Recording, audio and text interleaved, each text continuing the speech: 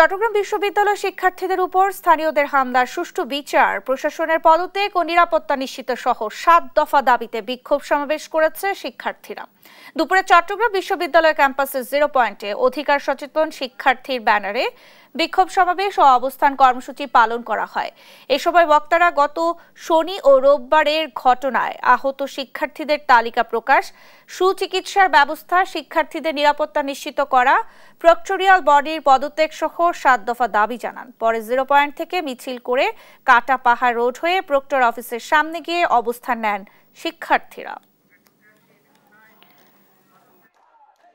স্থানীয়রা বিভিন্নভাবে উস্কানি দিচ্ছে এবং সামাজিক যোগাযোগ মাধ্যমে একটা ভীতিকর অবস্থা তৈরি হয়েছে। মামলা হওয়ার পরে দেখা যাচ্ছে যে বিভিন্ন মহল থেকে আরও যারা লাইভ প্রচার করছে, যারা সব ঘটনাস্থলে ছিল তাদেরকে ছবি মার্কিং করে ইনবক্সে সামাজিক যোগাযোগ মাধ্যমে তাদেরকে থ্রেট দেওয়া হচ্ছে।